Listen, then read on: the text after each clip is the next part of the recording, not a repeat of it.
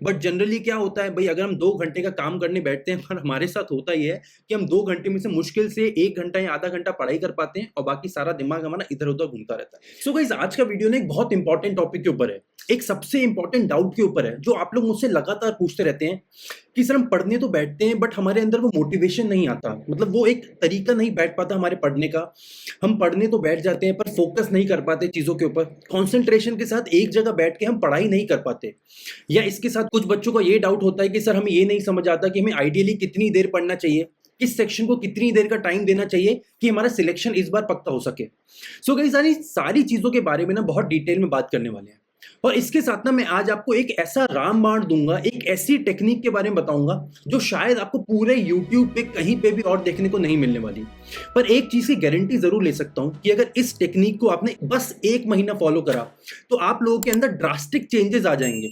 और जहां हमें आज लगता है कि सर हम 1 घंटा बैठ के पढ़ाई नहीं कर पाते या 10 मिनट बैठ के पढ़ नहीं पाते, आप वापस आके बोलोगे सर अब हमारी प्रोडक्टिविटी का लेवल अलग लेवल पे पहुंच चुका है और अब आप चाहे मुझे कितनी भी देर बिठा के पढ़ा लो, मैं हर टाइम पढ़ सकता हूं और कितनी भी देर पढ़ सकता हूं। सो गाइस, आज इन सारी चीजों के बारे में बात करते हैं, बट सबसे पहले बात करते हैं कि भाई हमें आइडियली कितनी देर पढ़ना चाहिए। देखो, आइडियली मैं आपको बताऊं कि बिल्कुल एक बेसिक लेवल, एक एवरेज लेवल बच्चे को कितनी देर पढ़ना चाहिए। तो देखो, आइडियली आपको हर दिन हर सब्जेक्ट को 2 घंटे देने चाहिए, मतलब 2 घंटा इंग्लिश, 2 घंटा क्वांट, 2 घंटा रीजनिंग और 1 घंटा जीके और 1 घंटा डिस्क्रिप्टिव या रीडिंग। ये पार्ट अलग है, मतलब इस तरीके से करोगे तो टोटल आपके 8 घंटे बनते हैं।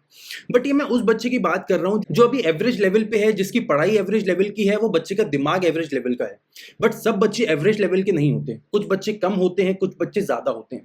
तो हमें क्या करना चाहिए? तो देखो, सबसे पहले आपको एक बात बोलना चाहूंगा और ये मैं बहुत सीरियसनेस के साथ बोल रहा हूं और पूरी रिस्पॉन्सिबिलिटी लेते हुए बोल रहा हूं कि गाइस, सबसे पहले हमें ये कोशिश करनी चाहिए कि हमारी जो तैयारी है, हमारी जो प्रिपरेशन है, पढ़ाई के घंटों पे बेसिस ना होते हुए उसको टारगेट बेसिस करो या टास्क ओरिएंटेड बनाने की कोशिश करो। फॉर एग्जाम्पल, अगर मैंने आपको बोला कि आपको 2 घंटे इंग्लिश पढ़ना है, तो आपको ये ना मानते हुए कि मुझे 2 घंटे इंग्लिश पढ़ना है, आपको ये मानते हुए पढ़ना चाहिए मुझे तो ये न्यूज़पेपर के, इस बुक के 5 आर्टिकल्स पढ़ने हैं, इसके बाद मुझे इस बुक में जाके या इस पीडीएफ बंडल में जाके ये रीडिंग कॉम्प्रिहेंशन की प्रैक्टिस करनी है, इसके बाद इतने पैराजंबल लगाने हैं, 5-6 क्लोज टेस्ट की प्रैक्टिस करनी है। ये हमारा टास्क ओरिएंटेड तरीका होता है चीजों को करने का। इससे क्या होगा, देखो, जब भी कई बार ऐसे आपने भी देखा होगा कि हम 2 घंटे का प्लान बनाते हैं, हम 2 घंटे चीजों को लेके बैठते भी हैं, बट इवेंचुअली होता क्या है कि हम बैठे रहते हैं, चीजें हमारे सामने रहती है, बट दिमाग कहीं और होता है। इससे प्रॉब्लम ये होती है कि हम 2 घंटे तो अपने दिन के उस चीज में इन्वेस्ट कर देते हैं, बट एक्चुअली में हमारा जो प्रोडक्टिव टाइम होता है वो आधा घंटा या 1 घंटा ही बैठ पाता है। तो इसके बजाय हमें हमेशा ये कोशिश करनी चाहिए कि हमें टास्क ओरिएंटेड तैयारी करें। पहले बैठने से पहले हमें डिसाइडेड होना चाहिए कि भाई ये चीजें हैं जो मैं इस 2 घंटे में करने वाला हूं। और सबसे इंपॉर्टेंट बात ये कि वो जो चीजें हो वो 2 घंटे के अकॉर्डिंग होनी चाहिए। अब बहुत सारे बच्चे ऐसे होंगे जो कहेंगे यार 2 घंटे का मैं टाइम दूंगा, अब इस 2 घंटे में मैं 10 रीडिंग कॉम्प्रिहेंशन कर लूंगा, 10 पैराजंबल कर लूंगा, 5 क्लोज टेस्ट के सेट लगा लूंगा, 50 एरर डिटेक्शन के क्वेश्चन कर लूंगा, जो कि ऑब्वियसली नहीं हो सकता। ये खुद को बेवकूफ बनाने वाली बात है। और इससे प्रॉब्लम क्या होती है कि हमारा वो 2 घंटे में टारगेट पूरा नहीं होगा तो हमें अंदर से गिल्टी फील होने लगेगा या और ज्यादा डीमोटिवेटेड फील होने लगेगा। फिर अगली बार बैठेंगे तो और कम पढ़ाई हो पाएगी और कम मोटिवेशन के साथ पढ़ पाएंगे। तो हमेशा कोशिश ये करो कि आपका टारगेट अचीवेबल हो। आपको एटलीस्ट, मैं बोलता हूं, चलो आप मान के चलो कि 2 घंटे में आप लोग एक रीडिंग कॉम्प्रिहेंशन करोगे, फिर वो एक रीडिंग कॉम्प्रिहेंशन इस तरीके का होना चाहिए कि अगर उस 2 घंटे के बाद मैं आपसे उससे कुछ भी पूछ लूं, मैं आपसे पूछूं भाई बताओ ऑथर का फीलिंग क्या था, तो आप कहो ये था सर। अब मैं पूछूं भाई ऑथर का इमोशन क्या था, तो आप बता सकते हो सर वो ऑथर ना उसमें बहुत गुस्से में था। ठीक है, मैं पूछूं भाई यहाँ पे इस वोकैब के वर्ड का मतलब क्या होता है, तो आपको पता होना चाहिए। मतलब उस 2 घंटे के अंदर जो भी चीज आप पढ़ते हो उसको इस तरीके से इम्बाइब करने की कोशिश करो कि उसमें से मैक्सिमम आउटपुट निकाल सको। सेम गोज विद क्वांट का सेक्शन एंड रीडिंग का सेक्शन एज वेल। मतलब क्वांट में अगर मैं आपको बोलता हूं कि आज आपने चलो प्रॉफिट एंड लॉस का टॉपिक उठाया, तो वो 2 घंटे के बाद अगर आप प्रॉफिट एंड लॉस का कॉन्सेप्ट पढ़ के प्रैक्टिस कर रहे हो तो भाई आपको फिर सब कुछ आना चाहिए। भाई आपको मार्क प्राइस का कॉन्सेप्ट आना चाहिए, आपको डिस्काउंट का कॉन्सेप्ट आना चाहिए, आपको सेलिंग प्राइस कॉस्ट प्राइस जो इक्विवेलेंट जो मैंने अपनी क्लास में कराया था वो वाला कॉन्सेप्ट आना चाहिए, डिसऑनेस्ट शॉपकीपर वाला कॉन्सेप्ट आना चाहिए। मतलब ये सारी वो बेसिक चीजें हैं जो हमें बाय हार्ट आ जानी चाहिए। ठीक है, तो इसका मतलब हमें अपनी तैयारी को घंटों के बजाय अब टास्क ओरिएंटेड करना है, ठीक है। और इसके साथ एक और बात मैं बोलना चाहता हूँ गाइस कि ज्यादा क्लासेस मत लेना। मतलब बहुत सारे बच्चे ऐसे हैं जो 2 घंटे का टारगेट या जैसा भी आप लोग अपना पर्टिकुलर टारगेट बनाते हैं, बट उसके अंदर हमारा मेन फोकस कहाँ रहता है? हमारा मेन फोकस रहता है कि हम मैक्सिमम क्लासेस ले लें। तो मैं अगेन आप लोगों को बोलना चाहता हूं कि guys self study is must. Self study से ज्यादा इंपॉर्टेंट और कुछ नहीं है। इसका मैंने आपको लास्ट एक वीडियो में एक रेशियो भी बताया था कि सेल्फ स्टडी और क्लासेस का आपका रेशियो होना चाहिए 1:2। मतलब अगर आप 1 घंटा क्लास लेते हो तो उसके बजाय आपको 2 घंटे एटलीस्ट सेल्फ स्टडी मतलब प्रैक्टिस भी करनी है, ठीक है। ये बात हो गई। अब गाइस वो रामबाण क्या है? वो एक ऐसी टेक्निक क्या है जो सर हमें पूरे यूट्यूब पे कहीं नहीं मिलेगी, आपने ऐसा दावा करा है, और उससे हमारी प्रोडक्टिविटी भी हाई लेवल की हो जाएगी। गाइस ऐसी एक टेक्निक है और उस टेक्निक का नाम है पोमोडोरो टेक्निक। चलो आओ चेक करते हैं क्या है ये चीज और भाई ये किस चिड़िया का नाम है। So guys what is Pomodoro technique? देखो अकॉर्डिंग टू साइंटिफिक रिसर्च एक जो ह्यूमन माइंड होता है ना, मतलब हमारा जो इंसानी दिमाग होता है, वो ज्यादा देर तक ना एक चीज पे कॉन्सेंट्रेट नहीं कर पाता, एक चीज को ना फोकस के साथ कर नहीं पाता। आपने भी कई बार देखा होगा जब हम पढ़ने बैठते हैं तो हम बहुत उससे बैठते हैं ना, एक बिल्कुल आग के साथ कि आज मैं देख लूंगा, आज तो मैं फाड़ दूंगी, आज तो मतलब मैं करके ही उठूंगा चाहे कुछ भी हो जाए। फिर होता ही है कि हम थोड़ी देर पढ़ने बैठते हैं और थोड़ी देर बाद हमें लगता है यार एक छोटा सा ब्रेक ले लूँ ना तो ज्यादा मजा आ जाएगा, या दिमाग खुद ब खुद इधर उधर डाइवर्ट होने लग जाता है और हमें ये लगता है यार मैं पढ़ने बैठा था, फिर मुझसे पढ़ाई क्यों नहीं हो रही यार, अभी फिर मुझे थोड़ा देर हुआ है, आधा घंटा 1 घंटा हुआ है यार, मैं फिर नहीं पढ़ पा रहा। आपने कई बार ऐसा देखा होगा। तो ये पोमोडोरो टेक्निक एग्जैक्टली उसी चीज पे काम करती है, और ये एग्जैक्टली ना इस चीज का फायदा उठाने के लिए है कि जो हमारे दिमाग को बार बार ऐसा लगता है कि हमें हर थोड़ी देर के बाद ब्रेक लेना चाहिए, एग्जैक्टली उस चीज को आपको होता है ना कैश करने के लिए पोमोडोरो टेक्निक बनाई गई है। अब पोमोडोरो टेक्निक में होता क्या है भाई? ये पोमोडोरो टेक्निक एक टाइम मैनेजमेंट स्ट्रैटेजी है या एक टाइम मैनेजमेंट सिस्टम है। इसमें एक्चुअली होता क्या है कि इसमें हम जो हमारी तैयारी होती है ना, या जो हमारे काम करने का टाइम होता है, उसको ना हम टुकड़ों में डिवाइड कर देते हैं। ये ना एक 5 स्टेप प्रोसेस है। यहाँ देखो what are the 5 steps in Pomodoro technique. देखो इसमें क्या होता है, सबसे पहले हम कोई भी एक पर्टिकुलर जो टास्क मुझे करना है मैं उसको चूज करता हूं। उसके बाद मैं एक 25 मिनट्स का टाइमर लगाता हूं, एक 25 मिनट का टाइमर लगाता हूं छोटा सा।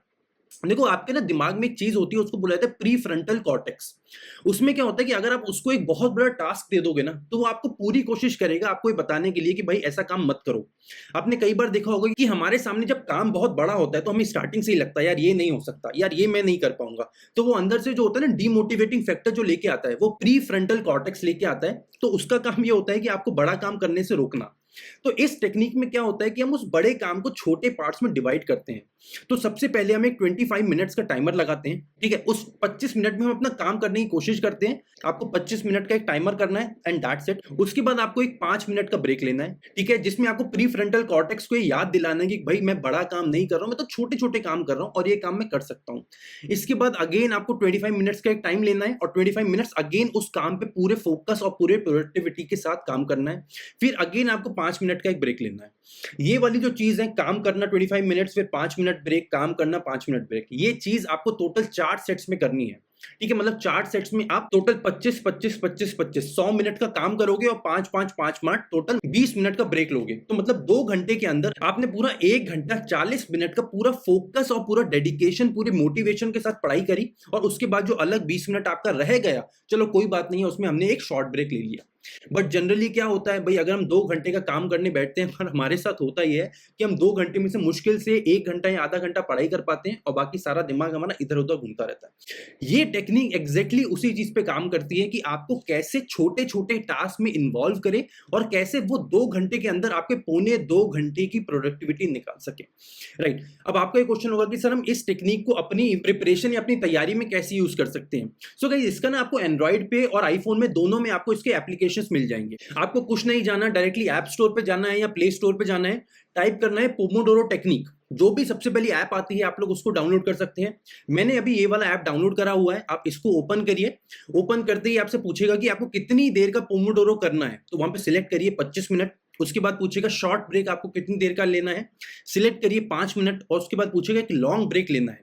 देखो जब आपका 2 घंटा खत्म हो जाएगा ना, मतलब 25-25 मिनट के जब आपके 4 पोमोडोरोस खत्म हो जाएंगे, उसके बाद आपको एक लॉन्ग ब्रेक लेना होता है, और वो लॉन्ग ब्रेक आपका 10 से 15 मिनट का होना चाहिए। तो आपको 10 से 15 मिनट जो आपको अच्छा लगे आप सिलेक्ट कर सकते हैं। गाइज ये एक ऐसी टेक्निक है जिसने मुझे न जाने कितनी बार मदद करा है मेरी, वो होता है ना एक प्रोडक्टिविटी के अच्छे स्टेज में पहुंचने के लिए। और आप मानेंगे नहीं कि मैं आज की तारीख में, मतलब आज भी इस टेक्निक को यूज करता हूं, और आज भी ये टेक्निक मुझे उतनी ही मदद करती है जितनी शायद मेरी तैयारी के दिनों में करती थी। सो गाइज इस टेक्निक को जरूर यूज करिएगा, और अगर आपको ये टेक्निक पहली बार पता चली है तो मुझे नीचे कमेंट सेक्शन में जरूर बताइएगा कि आपको ये टेक्निक कैसी लगी और आप इस टेक्निक को आज से यूज करने वाले हैं या नहीं। So guys take care and I hope कि ये टेक्निक शायद आपकी आज से जिंदगी बदल दे या आपके पढ़ाई करने का नजरिया पूरी तरीके से चेंज कर सकती है। एंड एक चीज की तो मैं गारंटी लेने के लिए बिल्कुल तैयार हूं कि आपके अंदर वो मोटिवेशन और वो जो आग होती है ना पढ़ने की, वो जरूर वापस आ जाएगी इस टेक्निक को करने के बाद। So guys see you in the next video, signing off, my name is Chirag Chopra. Take care and keep preparing.